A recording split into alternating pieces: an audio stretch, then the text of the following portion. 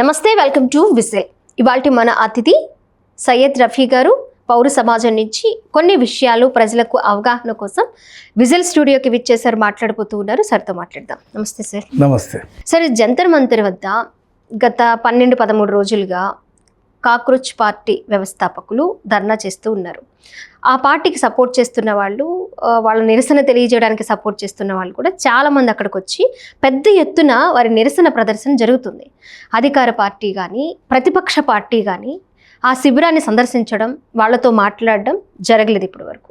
ఇంకొకటి, సోనం వాంచుక్ కూడా ఆయన ఈ ధర్నాకి ముందుగానే ఏదో జైలు నుంచి బయటకు వచ్చినట్లుగా వార్తలు వస్తూ ఉన్నాయి.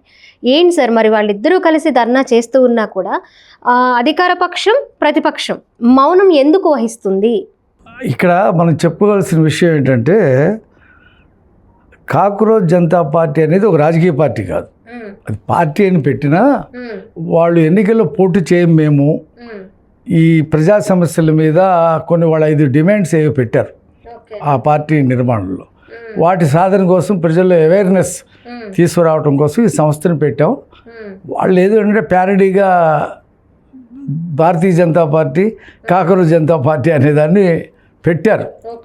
అయితే అతను పెట్టిన అభిషేక్ దీప్కే అనే అతను యువకుడు, 32 సంవత్సరాల యువకుడు, మహారాష్ట్రకి చెందినవాడు. అమెరికాలో ఉంటూ చదువుకొని ఉద్యోగం సాధించే పనిలో ఉన్నాడు అతను. అందులో ఈ సుప్రీంకోర్టు చీఫ్ జస్టిస్ చేసినటువంటి కామెంట్ మొత్తం దేశంలో ఒక సంచలనం సృష్టించి, మేమే కాక్రోచులం అనేటువంటి ఒక నినాదం తీసుకుని పెట్టాడు. పెద్ద ఎత్తున చర్చనీయాంశం అయింది ఈ భారతదేశంలోనే, ప్రపంచంలో అనేక దేశాలు ప్రజల నుంచి మద్దతు వచ్చింది. ఇక వాళ్ళు అతను ఇండియా రావడంతో అరెస్ట్ చేస్తారని రకరకాల వార్తలు వచ్చినాయి. అయితే అరెస్ట్ ఏం చేయలేదు. వాళ్ళు అతను పెట్టింది ఏంటంటే, ఇవాళ విద్యా వ్యవస్థ, పరీక్షల వ్యవస్థ మొత్తం కుప్పకూలిపోయింది దేశంలో. నీట్ పేపర్లో అది లీక్ అయ్యి 20 మంది చనిపోయారు, పిల్లలు బలిదానాన్ని అయిపోయారు. ప్రాణాలు ఎన్ని సంవత్సరాల కల్లా ఎంత కష్టపడి చదువుంటారు, కుటుంబాలు ఎంత రోధిస్తున్నాయో మనం చెప్పలేము. ఇంత తీవ్రమైనటువంటి విషయం మీద ఎవరో ఒకడు బాధ్యత తీసుకోవాలా. ఒకసారి కాదు, 2 సార్లు కాదు, 3-4 సార్లు నీట్ పేపర్ లీకేజ్ అయింది, అనేక పేపర్లు. ఇప్పుడు కూడా ఇంకో ఏదో పేపరు లీక్ అయిందని చెప్పి రాహుల్ గాంధీ గారు ఆరోపణ చేశాడు. అది నేను ఇందాక కూడా చూశాను. సార్, రాహుల్ గాంధీ గారు ఆరోపణ చేశారు అని మీరు అన్నారు కాబట్టి యూజీసీ నెట్ లీక్ అయింది ఆరోపణ, దీని గురించి మాట్లాడుతున్నారు అన్నారు. మరి అదే లీక్ అయిన పేపర్ల గురించి ధర్నా చేస్తూ ఉంటే అధికార పక్షం ఓకే, ప్రతిపక్షం ఎందుకు నిద్రపోతుంది అనుకోవచ్చు సార్? అంటే ఇక్కడ విషయం ఏంటంటే, ఈ నీట్ పేపర్ లీకేజ్ మీద వాళ్ళు పెట్టింది ఏంటంటే, ధర్మేంద్ర ప్రధాన్ విద్యాశాఖ మంత్రి రాజీనామా చేయాలి. అదే డిమాండు ఇతర పార్టీలు, కాంగ్రెస్ పార్టీ, ఇతర పార్టీలు కూడా చేస్తున్నాయి. అది కోయిన్సైడ్ అయింది కదా, సేమ్ డిమాండ్ వాళ్ళు చేస్తున్నారు, వీళ్ళు చేస్తున్నారు. అయితే సోనం వాంచుక్ అనేటువంటి ఒక పర్యావరణవేత్త, ప్యూర్ గాంధీవాది, ప్రజాస్వామ్య ప్రియుడు, వాళ్ళు నేను కూడా కాక్రోచ్ని అని చెప్పి బయటకు వచ్చాడు. వచ్చి అభిషేక్ దీప్కేతో పాటు ఆ యువత అంతా కూడా ఏదైతే అక్కడ ధర్నా చేస్తున్నారో ఈ డిమాండ్ల మీద, వాళ్ళతో సంఘీభావం కలిపి కూర్చొని అతను ఏం చెప్పాడంటే, నేను ఆమరణ నిరాదీక్ష చేస్తా, నా ప్రాణం పోయినా పర్వాలేదు, ఈ డిమాండ్లు నెరవేరాలి. రెండోది, మా లడాక్ ప్రాంతానికి కేంద్ర ప్రభుత్వం ఇచ్చినటువంటి వాగ్దానం నెరవేరాలి. పర్యావరణానికి సంబంధించి కొన్ని ప్రాబ్లమ్స్ ఉన్నాయి లడాఖ్లో, అవి కూడా నెరవేరాలని జోడించి అతను కూర్చున్నాడు. మొన్న జూన్ 28 తారీఖు, వాళ్ళకి 13 రోజులు అయింది. అంటే 13 రోజులు ఆహారం తీసుకోకుండా ఒక పెద్ద మనిషి నిరాహార దీక్ష చేస్తుంటే, యాక్చువల్గా దేశంలో ఉన్న వాళ్ళందరూ కూడా సంఘీభావం తెలపాలి. ఎందుకంటే నిరాహార దీక్ష అనేటువంటి ఒక ఆయుధాన్ని సంధించి ఈ దేశానికి స్వాతంత్రం తెచ్చినవాడు మహాత్మా గాంధీ. మహాత్మా గాంధీ అంటేనే అహింసా సిద్ధాంతము, నిరాహార దీక్ష, అది ప్రపంచానికి చాటి చెప్పాడు. బ్రిటిష్ వాడి మనసుల్ని కరిగించాడు నిరాహార దీక్ష చేస్తూ, ఏం తినకుండా చేస్తూ. అది ఎంత శక్తివంతమైందో చూపించాడు. అదే పని ఇవాళ సోనం వాంచుక్ ఇంకా ఇతర పిల్లలు కూడా చేస్తున్నారు. కేంద్ర ప్రభుత్వం స్పందించట్లేదు, అది బాధ కలుగుతుంది. ఒకటి, కేంద్ర ప్రభుత్వం స్పందించకపోవటం. రెండు, అతని ఆరోగ్య పరిస్థితి. అతనికి ఏమైనా బాడీలో పార్ట్స్ ఏమైనా దెబ్బతిని అనారోగ్యానికి గురి కావచ్చు, లేదా ఇంకేదైనా కావచ్చు, అతనికి నష్టం జరుగుద్ది. ఒక దేశ ప్రేమికుడిని అంటే నష్టం జరిగితే ప్రశ్నించే వాళ్ళు ఉండరేమో అని మౌనం వహిస్తుంది అనుకోవచ్చు కదా సార్ ప్రభుత్వం. అదే నాకు బాధ కలిగింది. నేను రోజు గమనిస్తూ ఉన్నాను, ఏదో ఒకటి చేసి ఆ నిరాహార దీక్ష ఆ హామీ ఇచ్చి ఎవరైనా ఆ నిరాహార దీక్షని ఆపుతారేమో అని చెప్పేసి మనం చూసాం. 3 రోజులకి 4 రోజులకి ఆపేస్తూ ఉంటారు. ఇది 13వ రోజు సంప్రదింపులు చర్చలు జరుగుతాయి కదా, ఇలాగే ఆగుతుందేమో అనుకున్న రోజుకి చేరుకుంది. అయినా ఎవరు స్పందించట్లేదు. అతని ప్రాణాలకైనా ముప్పు వాటిల్తే అది ఎంత నష్టం. ఒక దేశభక్తుడు ప్రజల నుంచి వచ్చినటువంటి వాడు ప్రశ్నిస్తుంటే దాన్ని పట్టించుకోకుండా అతను చనిపోతే నష్టం, అది అన్యాయం అని చెప్పి నేను ఫీల్ అయ్యి మీతో మాట్లాడటానికి వచ్చాను ఇవాళ. ఆ ప్రభుత్వానికి ఇప్పుడు ఏదైనా నిరాహార దీక్ష వరకు వెళ్ళింది, 13 రోజులు పూర్తిగా వస్తున్నాయి. అయినా సరే అధికార పార్టీ నుంచి ఎలాంటి భరోసా కానీ సంప్రదింపులు కానీ జరగలేదు. ఏ ధైర్యంతో ఇంకా మౌనం వహిస్తుంది అనుకోవచ్చు అంటారు సార్? ఎందుకంటే ప్రజల తిరగబాటుతో ప్రభుత్వాలు కూలిపోయిన సందర్భాలు లేవంటారా? ఇది ఉన్నాయి. ఇప్పుడు ఎందుకు కేంద్ర ప్రభుత్వం మౌనం వహిస్తుందో తెలియదు. వాళ్ళు వెనక ఏవో శక్తులు ఉన్నాయన్నారు, అదన్నారు, ఇదన్నారు. ఏవి కాదని ప్రూవ్ అయింది. ఉంటే మీరు బయట పెట్టాలి. మీ దగ్గర అన్ని వ్యవస్థలు ఉన్నాయి. ఇక్కడ విచారకరమైన విషయం ఏంటంటే, రాహుల్ గాంధీ లాంటి ప్రతిపక్ష నాయకుడు ఇదే సమస్య మీద అనేక చోట్ల ఆయన వెళ్ళి మాట్లాడుతూ ఉన్నాడు. అతను ఎందుకు సోనం వాంచుక్ని పరామర్శించలేదు? చాలామంది పార్టీలు, ఇతర పార్టీల వాళ్ళు చాలామంది వచ్చారు. సిపిఐ, సిపిఎం పార్టీల వాళ్ళు వచ్చారు. కాంగ్రెస్ ఎంపీలు కూడా ఒకళ్ళిద్దరు వెళ్ళారు. తృణమూల్ ఎంపీ మోహతా వాళ్ళందరూ కూడా వెళ్ళి మాట్లాడుతున్నారు. బట్ ఒక ప్రతిపక్ష నాయకుడు వెళ్ళి మాట్లాడి ఆయన నిరాహార దీక్షను విరమింపజేస్తే బాగుంటుంది కదా. వాళ్ళు ఎక్కడికి వాళ్ళ పట్టుదల పెరిగిందంటే అందులో ఆడపిల్లలు కూడా ఉన్నారు. రాత్రిపూట అక్కడే పడుకుంటున్నారు వాళ్ళు జంతర్ మంతర్ రోడ్డు మీద. శానిటేషన్ లేదు, సరైన లెట్రిన్లు లేవు. వాళ్ళు చాలా ఇబ్బందులు పడుతూ ఉన్నారు. అయితే వాళ్ళు ఇక నుంచి మంచినీళ్ళు కూడా మేము తాగకుండా కంటిన్యూ అవుతామని చెప్పి పొద్దున ప్రకటించారు. ఇప్పటివరకు నీళ్లు తాగుతున్నారు. అంటే ఆ స్థాయికి దిగజార్చారా అధికార పక్షం ప్రతిపక్షం కూడా? అదే తర్వాత 20వ తారీఖు నాడు పార్లమెంటు ప్రారంభమవుతుంది. అక్కడి నుంచి జంతర్ మంతర్ నుంచి పార్లమెంట్కి ర్యాలీగా వెళ్తాం మేము. అంటే పోలీసులు పర్మిషన్ ఇస్తారా ఇవ్వరు అది వేరే సంగతి. వాళ్ళు ర్యాలీగా వెళ్ళి మేము పార్లమెంట్కే ఇది విన్నపిస్తాం. వాళ్ళ తర్వాత కార్యాచరణ అయితే ప్రకటించారు. కానీ ప్రభుత్వం ఏదో ఒకటి చేయాలి.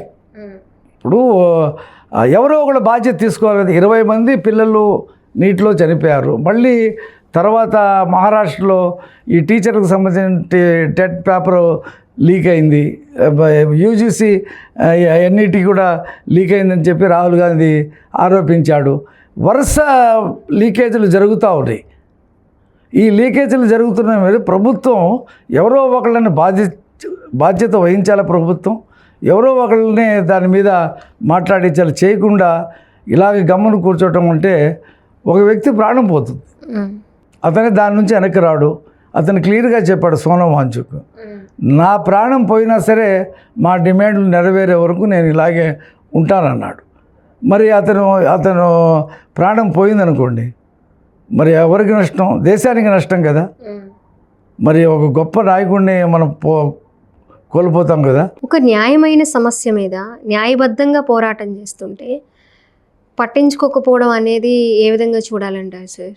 అదే ఇప్పుడు గతంలోనండి చంద్రబాబు నాయుడు గారు ఉమ్మడి రాష్ట్రాల ముఖ్యమంత్రిగా ఉన్నప్పుడు పోచారం శ్రీనివాసరెడ్డి అని చెప్పేసి విద్యాశాఖ మంత్రి ఉండేవాడు. ఆ కొనుగోళ్ళలో ఇది పేపర్లు, ఇది స్టేషనరీ కొనుగోళ్ళలో ఆరోపణలు వచ్చినాయి. వెంటనే చంద్రబాబు నాయుడు గారు ఆయన చేత రాజీనామా చేయించాడు. రాజీనామా. అది ఓన్లీ స్టేషనరీ కొనుగోళ్ళు. మరి ఇది ప్రాణాలు పోయినటువంటి సందర్భం నీటు. మరి వాళ్ళు అడగడం న్యాయమైనటువంటి విషయమే కదా. మరి కాంగ్రెస్ పార్టీ ఇప్పుడు ప్రతిపక్షం ఎందుకు మౌనం వహిస్తుంది? ఎవరి ప్రయోజనాలను ఆశించి మౌనం వహిస్తుంది? అదే ధర్నాలో ఇప్పుడు ఎవరైతే ఇద్దరు వ్యక్తులు కూర్చోవడంతో పాటు యువత అందరూ కూడా మేము కూడా మద్దతుగా ఉన్నాము, ఎందుకంటే మరి ప్రతిసారి పేపర్ లీకేజ్ సమస్యతో ఎంతో మంది విద్యార్థులు ప్రాణాలు కోల్పోతున్నారు, వాళ్ళ తల్లిదండ్రులు బాధపడుతూ ఉన్నారు, కడుపు కోత మిగులుతోంది, కుటుంబాలు రోడ్డున పడిపోతున్నాయి. మరి అలాంటి సమస్యని పరిష్కారం చెయ్యండి అని జంతర్ మంతర్ వద్ద ఇంత పెద్ద ఎత్తున ధర్నా చేస్తున్నా కూడా మరి ఇలా ప్రతిపక్షంలో ఉన్న కాంగ్రెస్ పార్టీ ఎందుకు మౌనం వహిస్తుంది? వాళ్ళకు సంబంధించిన మంత్రులు వెళ్ళి పరామర్శించకుండా అదే ధర్నాలో కూర్చుంటే న్యాయం జరిగేదేమో కదా. అదే కదా ఇప్పుడు అర్థం కాని విషయం.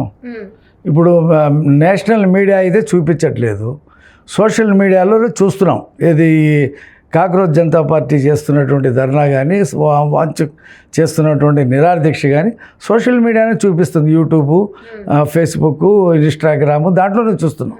నేషనల్ ఛానల్స్ అవి కూడా చూపించట్లేదు. గతంలో అన్నా హజారే గారు కూడా రామ్లీలా మైదానంలో ధర్నా చేశాడు, ఇది లోక్పాల్ బిల్లు ప్రవేశపెట్టాలి. అప్పుడు నేషనల్ మీడియా దంచేసింది. అసలు ఆ టీవీ ఆన్ చేస్తే అన్నా హజారే కనిపించేవాడు. మరి ఇవాళ అన్నా హజారే కూడా ఎక్కడున్నాడో తెలియదు. మరి అనేక సమస్యలు వచ్చినాయి కదా ఈరోజు దేశంలో. మరి ఆయన ఎక్కడున్నాడో తెలియదు. మరి సోనం వాంచుక్ కూడా ఆయన చేసినట్టే చేస్తున్నాడు కదా, మరి అతను కూడా వచ్చి పరామర్శించాలి కదా. మరి ఆ రోజున నేను ఎంతోమంది పరామర్శించారు కదా. విజయవాడలో నేను, తుమ్మాటి ప్రేమనాథ్ గారు మాజీ కూడా చైర్మను, నేను ఇంకా రాము అని, పోతిన రాము అని మా ఫ్రెండు, మేము అందరం కలిసి పౌర సమాజ వేదిక అనేది ఒకటి ఏర్పాటు చేసి అన్నా హజారే నిరాదీక్షల మద్దతుగా 13 రోజులు మేము ఇక్కడ శిబిరం పెట్టి రిలే నిరాదీక్షలు కొనసాగించాం. అలా దేశంలో అందరూ ఆయనకు మద్దతు పలికారు. మరి ఇవాళ ఈ కాక్రోచ్ జనతా పార్టీ ఆధ్వర్యంలో సోనం వాంచుకు చేస్తున్నటువంటి నిరాదీక్షకి ఆ మద్దతు రావట్లా. ఎందుకు రావట్లేదంటే మీడియా చూపించట్లేదు. ఓకే, మీడియా కవరేజ్ తక్కువ ఉండే, ఎవరు ఇన్స్పైర్ కావట్లేదు. మరి వాళ్ళు ఇది న్యాయమైన కరెక్ట్గా చూపించగలిగితే, ఈ సమస్యని కరెక్ట్గా ప్రజల్లోకి తీసుకువెళ్ళగలిగితే ఈ కాక్రోచ్ జనతా పార్టీ తప్పకుండా చరిత్ర సృష్టిస్తుంది అనుకోవచ్చు అంటారా? ఖచ్చితంగా. అందులో ఇప్పుడు వాళ్ళు తీసుకున్నటువంటి డిమాండ్లో న్యాయబద్ధమైనటువంటి డిమాండ్ అయితే ప్రజలకు భద్రత ఖచ్చితంగా ఉంటుంది.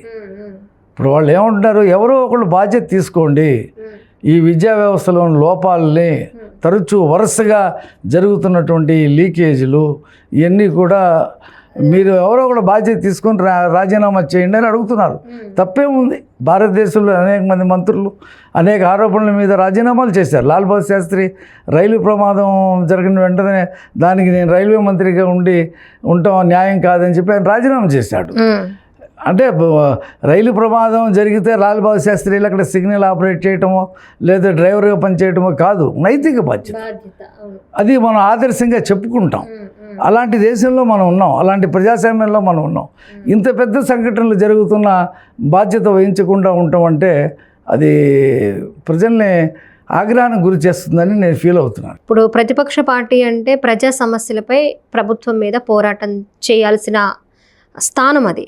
వాళ్ళు కూడా మౌనం వహిస్తున్నారు అంటే ఇన్కేస్ రేపు వాళ్ళ ప్రభుత్వం కనుక అధికారంలోకి వస్తే వాళ్ళు కూడా అది చేయలేకపోతామేమో, అరికట్టలేకపోతామేమో అని వెనకడిగిస్తున్నారు అనుకోవచ్చు అంటారా? లేదు, ఇక్కడ విషయం ఏంటంటే వాళ్ళు చేస్తున్నటువంటి ఏ కాజు మీద అయితే వాళ్ళు నిరాదీక్ష చేస్తున్నారో, సోనం వాంచుక్ తర్వాత cockroach Janata party, Congress party, ఇతర పార్టీలు కూడా అదే కాజు మీద వాళ్ళు వేరే రూపంలో చేస్తున్నారు.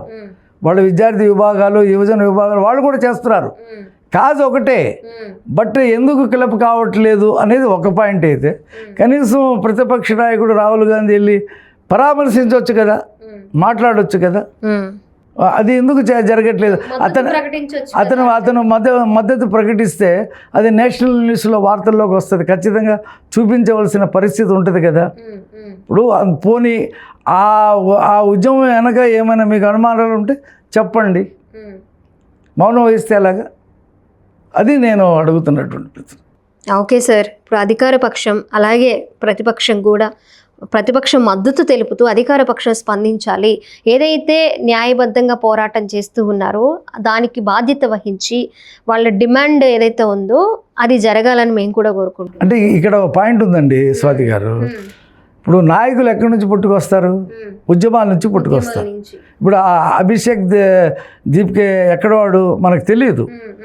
అతను ఎక్కడో అమెరికాలో ఉన్నాడు, పరిస్థితులను అవగాహన చేసుకుని ఒక పార్టీని ఇవాళ అతను వెల్ పాపులర్ లీడర్ అయిపోయాడు. అతను నాయకత్వం ప్రజల్లో నుంచి ఉద్యమాల నుంచి పుట్టుకు రావాలి. ఇలాంటి సమస్యల మీద ఎవరైతే పోరాడతారో వాళ్ళే నాయకులు అవుతారు భవిష్యత్తులో. కాబట్టి అలాంటి యువత ముందుకు వచ్చి న్యాయబద్ధమైనటువంటి డిమాండ్లు చేస్తున్నప్పుడు పౌరులుగా మీరు నేను అందరూ స్పందించాలి, మద్దతు ఇవ్వాలి. అందుకనే నేను మద్దతు ఇవ్వడం కోసమే నేను మీ స్టూడియోకి వచ్చి మాట్లాడాను. Thank you sir. మేము కూడా వాళ్ళ తరపు నుంచి థ్యాంక్స్ తెలియజేస్తున్నాం. Thank you so much sir.